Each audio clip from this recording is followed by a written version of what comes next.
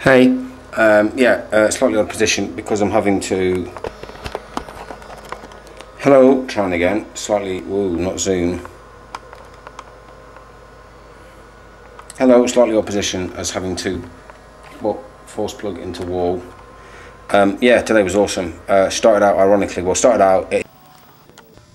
Hello. Yes, land art yesterday. Did the final piece. Well, I did Cadillac Ranch the night before, so 2 nights ago.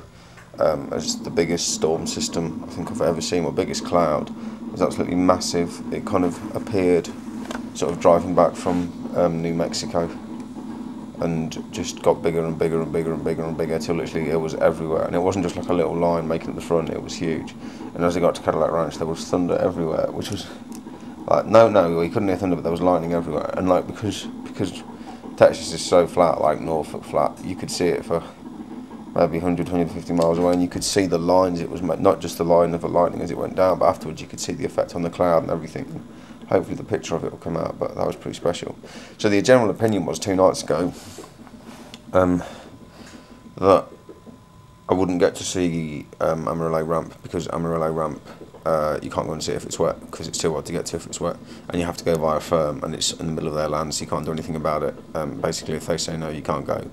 But yesterday morning I called the place, and they were like, yeah, just come and see it, which was great. I was like quite happy with that, so I packed up rather too quickly and went into the middle of town. So unlike all the other journeys to land art, which have started out in somewhere obscure and odd, the journey to Amarillo Ramp starts out at the tallest building in Amarillo, which is a Chase Bank Tower. It's like a 20-story skyscraper.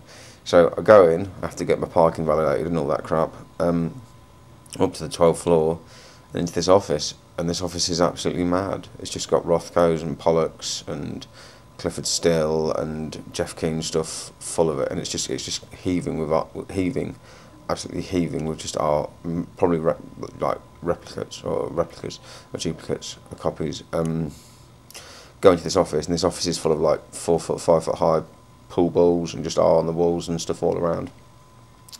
Chatted to this guy for ages, waiting for a van to turn up. It was basically the ranch on which the ramp is. Just send you a jeep. So basically, after about 2 hours of chatting about art and Leicester and Amarillo, end up in this jeep, which is candy striped, which is quite cool, full of crap, and ended up going out of town past the place I went to yesterday. Basically, about 15 miles after the place I went to originally, and just the track's rough as anything. There's horses on the side of the road, cows. It's proper like ranch land. And just up at the top of this hill with this guy who's like an artist. He's paid for by the guy. That's another good point. I met the guy that owns Amarillo Ramp, a guy called Stanley Marsh, who's like multi-millionaire, used to own all the TV stations in Texas, that kind of thing. And he's cool. He's got this crazy hat on. He's wearing basketball shoes with LEDs in the soles. When he walks around, they light up.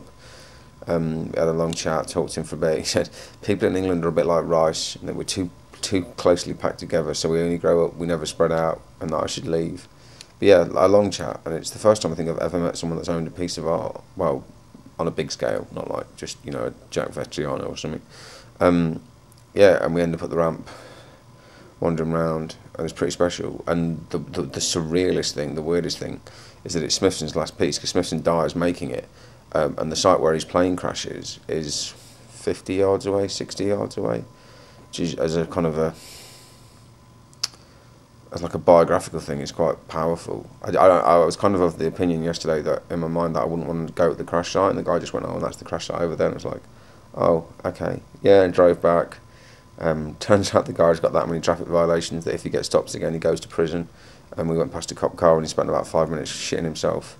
Then back into town, back into the office, got given loads of free stuff, and you think, this is pretty cool. This is why English art galleries is shit, because you can just get taken out somewhere and shown all this cool stuff for free, and then get given more free stuff. And also went to the guy's house, the guy who owns it, Stanley Marsh's house. It's called Toad Hall, which is pretty cool. And in the garden there's loads of art, and there's this watering hole, and he's got sculptures in his front garden, sculptures in his back garden, and at the back he's got this thing called the Dead Farm sign, or Dead Sign Farm. Because what he does is he builds these farm signs and leaves them just around Amarillo. And there's all the ones that have been taken down are in his back garden, in this sort of like circular structure.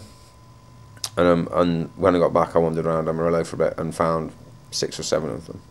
That's pretty cool. People just pay for them to be on their land. But anyways, right, that's Amarillo Rump, and that's the last piece of land art, and it was pretty special. I stayed in Amarillo an extra day, and even checked into a nice motel.